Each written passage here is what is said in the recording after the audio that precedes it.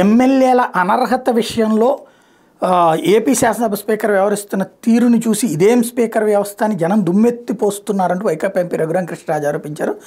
సోమవారం రచ్చబండలో భాగంగా ఆయన విలేకరులతో మాట్లాడి తెలుగుదేశం పార్టీలో గెలిచి వైకాపాలో అనధికారికంగా చేరిన ఎమ్మెల్యేలు వల్లభనేని వంశీ, మద్దాల గిరిధర్లను విచారణకు పిలవకుండా కేవలం ఎమ్మెల్సీ ఎన్నికల్లో వైకాపా అభ్యర్థికి ఓటేలేదన్న కారణంగా నలుగురు తిరుగుబాటు ఎమ్మెల్యేలకు మాత్రం విచారణకు పిలవడం ఆశ్చర్యంగా ఉంది. మేము వైకాపా అభ్యర్థికి ఓటేసామని చెప్తున్నారు, తమను సస్పెండ్ చేయడం అని అన్యాయం అని చెప్తున్నారు అన్నటువంటి. ఇక్కడ బేసిక్గా కళ్ళెదురుగుండా కనబడేటటువంటి వాటిట్లలో ఓ పెద్ద తప్పుదోవ పట్టించేటువంటి.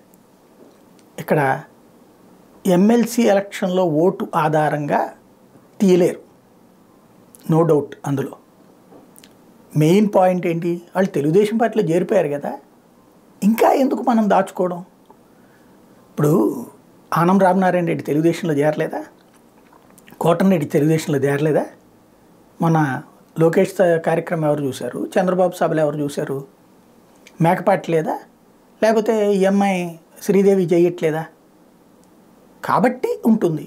ఎస్, మనం ఈ ముక్క అడగచ్చు, ఏదైతే వైసీపీ నుంచి వచ్చిన వాళ్ళ సంగతి ఏంటని అది అడగచ్చు. ఖచ్చితంగా వాళ్ళ మీద కూడా చర్య తీసుకోమని అడగచ్చు. వైసీపీకి తెలుగుదేశం నుంచి వచ్చినటువంటి వాళ్ళు వాళ్ళకి కూడా నోటీసులు ఇచ్చారు, వాళ్ళు ఆటోమేటిక్గా ఒప్పేసుకుంటారు, ఎందుకంటే వాళ్ళకి ప్రిపేర్డ్గానే. కాబట్టి ఇక్కడ జరుగుతున్నటువంటి దాంట్లో ఆ తప్పుతో పట్టించక్కర్లేదు కదా. ఇద్దరూ కూడా అనర్హత వెయ్యాలి, వేసేటట్టయితే ఒకరికే వేస్తే అది ఖచ్చితంగా అసలు ఏదైనా అనైతికమే. ఒక పార్టీలో గెలిచి ఇంకో పార్టీలోకి వెళ్ళాలి అనుకోవడం అనేటువంటిది వెళ్ళచ్చు, తప్పేం లేదు. రాజీనామా చేసేసి వెళ్ళిపోతే తప్పే ఉంది అందులో.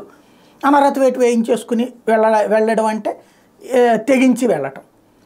సరే, ఇప్పుడు దాన్ని కవర్ చేస్తూ ఇప్పుడు వాళ్ళు చెప్పినట్టు ఉంటుంది. వాళ్ళు చెప్పే డైలాగులు ఏంటి, మాకు ఒకళ్ళకి ఒంట్లో బాగాలేదంట, ఇంకోళ్ళకేమో ఏదో అట్లుంది ఇట్లుంది, లేకపోతే మమ్మల్ని టైం ఇవ్వలేదు. కోర్టు ఏమంది నిన్న క్లియర్గా చెప్పింది కదా.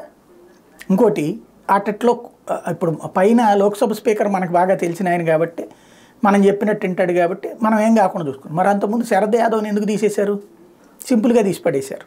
ఇక్కడ ఏంటంటే వ్యవస్థ అనేటువంటి దాంట్లో నిజాయితీ ఎప్పుడో చచ్చిపోయింది. నిజాయితీ అనేటువంటిది ఉండుంటే రాజకీయ వ్యవస్థలో ఇప్పుడు ఏంటంటే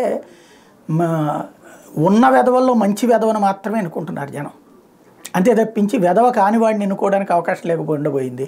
ఇప్పుడు నా వెధవత్వం మంచిదని చెప్పుకోవడం తప్పించి ఎదురోళ్ళు మాత్రమే వెధవలని చెప్తే ఎవరు నమ్మరు. అది వచ్చిన సమస్య.